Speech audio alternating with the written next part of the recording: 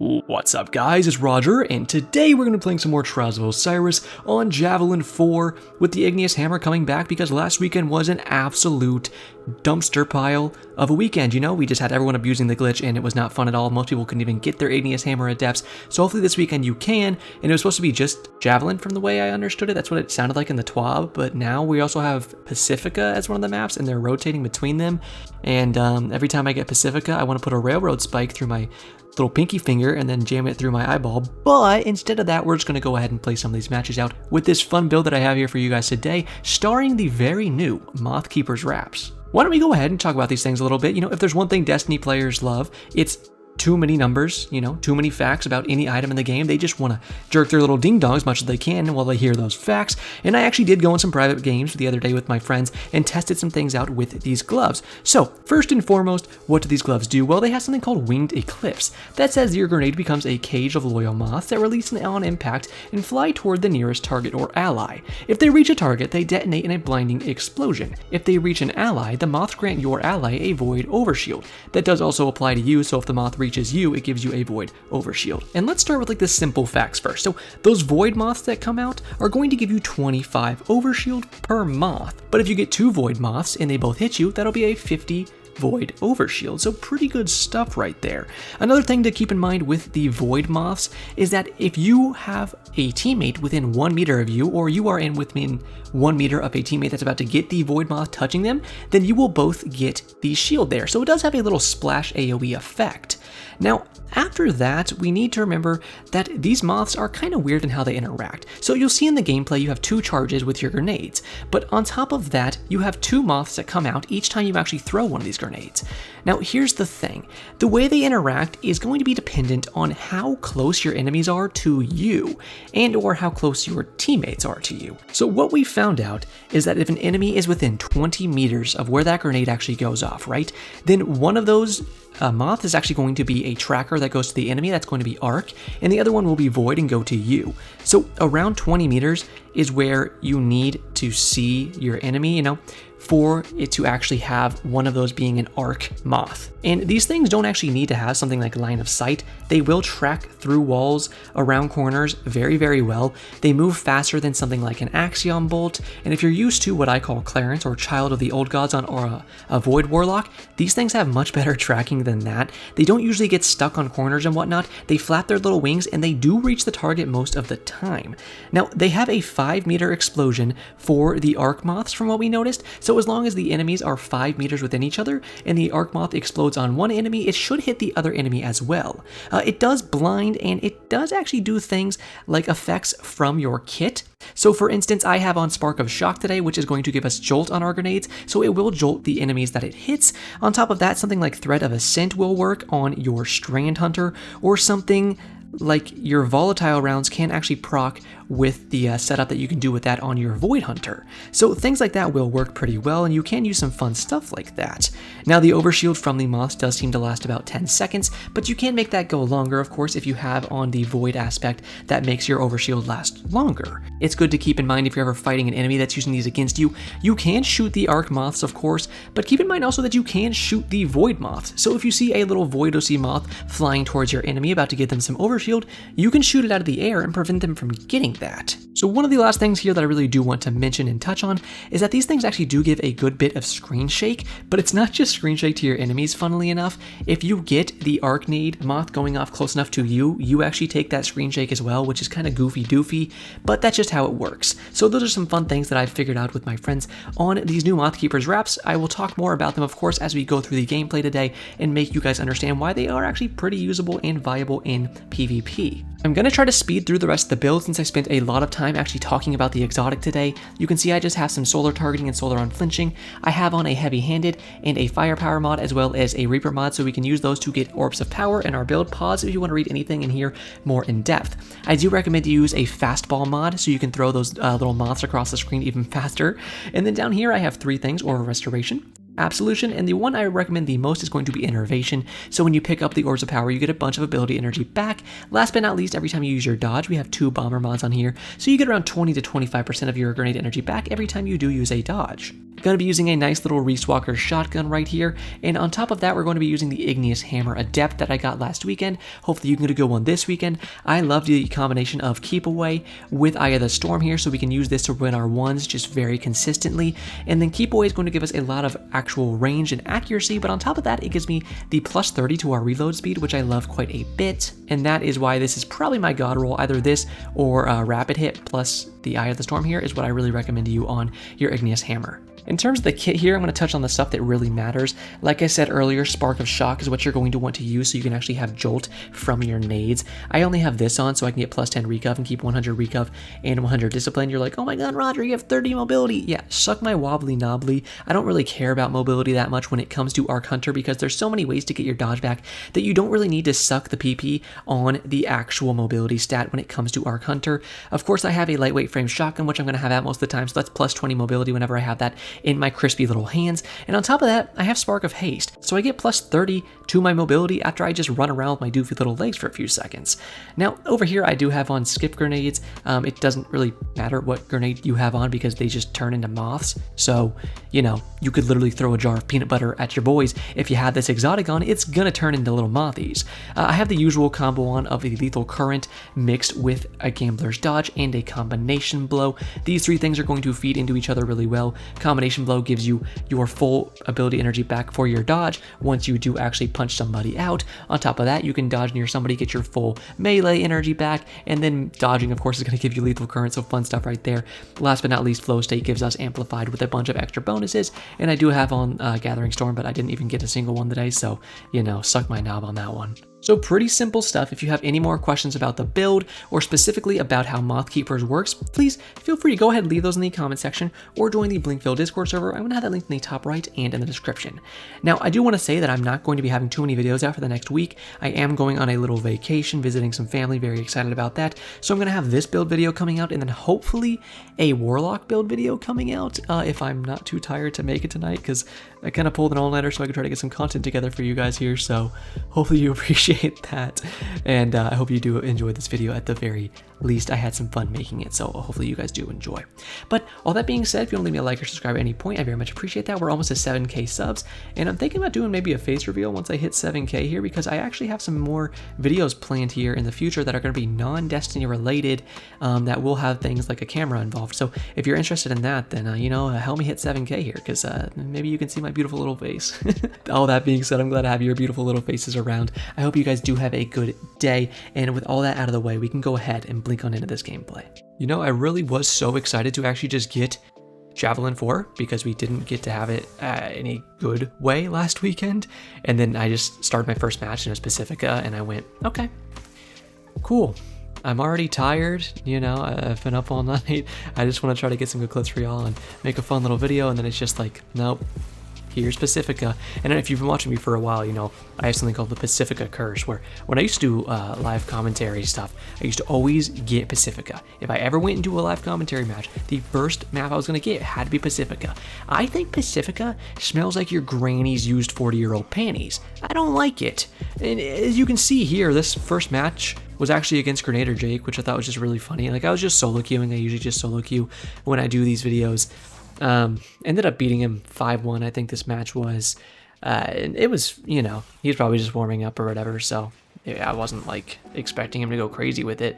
It was funny because he was trying to abuse Stasis, of course, Stasis Hunter, which I think is a okay kit. I mean, I think it's a good kit.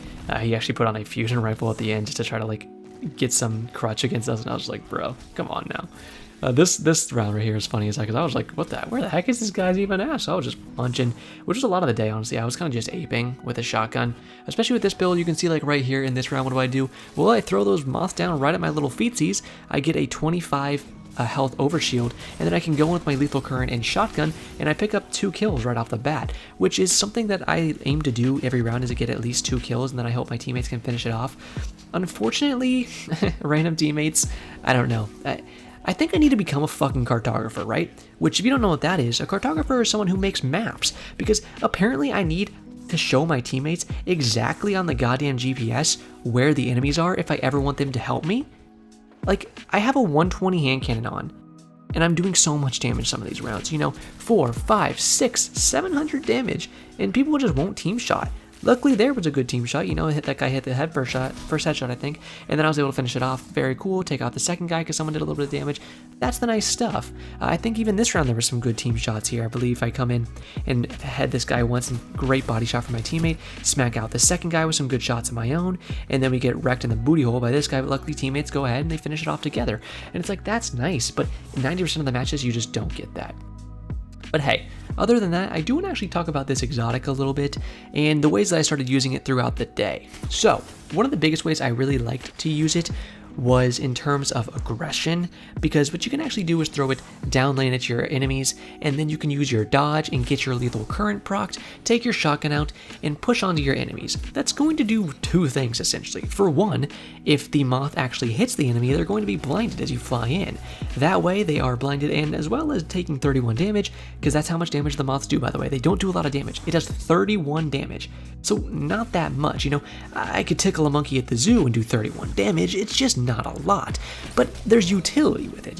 It doesn't have to do a bunch of damage because it has utility. It's going to jolt your enemy when you have Spark of Shotgun, so see like this, Amplify, that's some good stuff. And more than that, it's going to blind them. So while they're blinded, you can push up and take them out.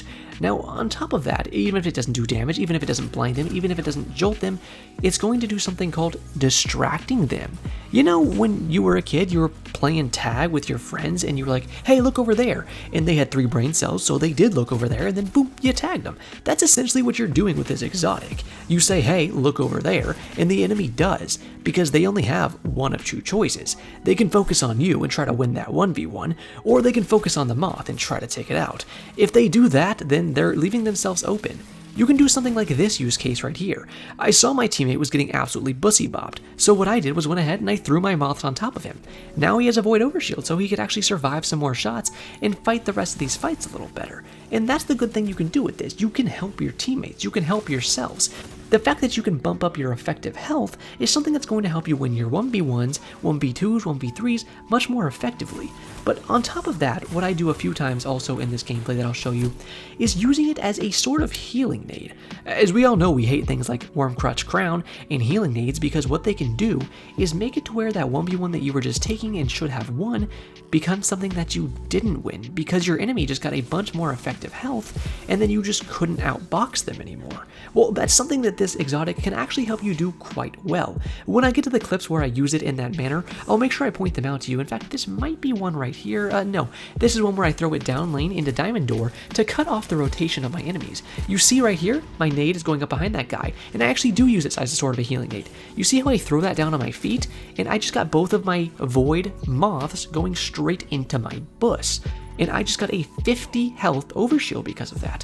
And as soon as I got that, before my health even ticked all the way back up because of my 100 recuv, I was ready to go back into the fight. Again, you can see me using it on myself. There you go, 50 health overshield. Here comes a third moth coming in to give me more overshield, just to top it off in case I want to get back into that fight, while the other arc moth went out to find the enemies and take the fight. And that's what's fun about these. Like I said before, you're going to kind of learn the distances that you want to throw these moths in terms of using them aggressively or using them to actually shield yourself or your teammates and or doing both. As you see this nade right here, what did it do? Well, I saw my teammate was close to the enemy, but the enemy was close to my teammate. I mean, obviously that goes vice versa. We're not French kissing here. I wish we were. What does that have to do with anything? I don't know. I just want to French kiss you. The point is that I threw that nade in between them. One of them was going to fly towards the enemy. You can see that moth still tracking that guy from the death. And it's going to try to hit the enemy with the arc moth. But then the void moth was going out to shield my teammate. So you have to know the ranges of these moths and throw them effectively so you can help your teammates, help yourself, and also hit the enemies. Now, a lot of what you're going to be doing with a build like this is like this round right here. I'm just hitting good shots. It has to come from your primary shots. If you're not effectively hitting primary shots, then you're not going to have a very good time with this exotic because what it's going to do is not back you up in terms of a very high damage effectiveness, but it can do something like this, where I throw it in and I see, okay, it's chasing my enemies, I'm going to follow that up. I take out 2 enemies here because guess what? They were close enough to each other, they both took 31 damage and were both blinded. They couldn't see my fat bus coming on top of them, so I instantly take them out. Get a nice little 2-piece there, and my enemies are just dusted, and then my teammates finish off the last one. And that's what you're looking for with an exotic like this. But there's also rounds like this where I was just having fun with the Igneous Hammer Adept because this gun is so crispy. And I know what you're saying, Roger. Well, how crispy is this gun? This gun is crispier than a 4-piece bucket from KFC. For you uncultured swine out there, that is Kentucky Fried Chicken, okay?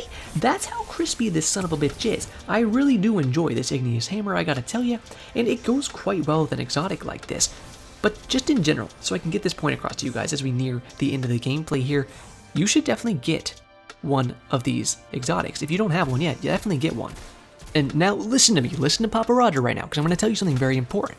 I wanted to go out of my way to make sure I could check this out for you guys. Today, 9/22, all right? Unless you live in Europe or something, unless it's like 22/9, I think, because you guys are backwards freaks. The point is, today on Friday is the arm day for the Legend Lost sectors. If you don't have, nice Stasis Warlock here, I had to show this so you could laugh at that guy. If you don't have these arms unlocked yet, what I want you to do is go ahead and do today's Legend Lost sector and get them unlocked. Any kind of new exotics for the season have a higher chance of dropping, so that's good for you. That's working in your favor, you know? Go ahead, get this exotic today, and then go ahead and use them for the rest of the weekend. Try them out at some point, because you're not going to get another chance to get them this weekend and use them.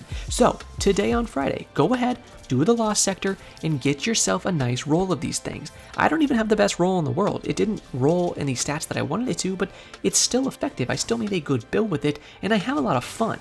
I want to try this in a 3-stack where we all use these moth grasps, but unfortunately I'm not going to be here this weekend. Like I said earlier, I'm going out of town, so I'm not going to get to try that this weekend, but that's something that I'm going to be doing in the future, so make sure you are subscribed if you do want to see a video like that, because I am planning on making that. But yeah, go ahead, do the Lost Sector Day, make sure you guys have some of these in your inventory, just at least one, so you can go ahead and have some fun with it, because it is a very fun exotic. I'm very much so impressed with Bungie on this one. I mean, you know, I'll rag on them all day, but when they do actually make something cool, I will commend them for that. And this is just a really, really cool exotic. This is not a cool melee wave right here, you know? Like, fuck you, Bungie. But it's a cool exotic. The way it functions and everything, the way it looks, is just so much fun. And the play that you can do with this is just actually pretty high, honestly. I think the skill ceiling for an exotic like this is pretty high. So check these things out, and I am in the last few clips here, so I want to say thank you guys so much for watching. I really do appreciate it. I know I didn't have as long of a gameplay section here as I do on some other days. Again, I am just like trying to get you guys some 2 gameplay videos here if I can before I head out of town, so I do apologize that it wasn't as long in the gameplay section here, but I hope that the gameplay that I did have for you guys showed you how good these Moth Keepers grasps, or whatever the heck they're called, can be. Wraps. They're wraps. Moth Keepers wraps. I don't know, man. There's too many freaking bugs. There's too many freaking bugs in this game. You know, you got moths from us, moths from the Lucent Hive, you know, you got freaking strand bugs coming out, hatchlings, and then you just got bugs that make it to where you can craft freaking trinary system onto an auto rifle, you know. So I mean, that's the worst bug, honestly. I'd rather eat a cockroach than encounter that bug anymore. But either way, thank you guys so much for watching. I really do appreciate you all. And I hope you guys have a great weekend and have some fun in Trials of Osiris. Have some fun for me too. And join the Discord server and tell me that you're having fun. Show me your best matches. Say, Papa Roger, I'm loving the build. I'm loving Trials this weekend, and I can live vicariously through you guys. But that is it for me today. So as always, have a great day, Guardians.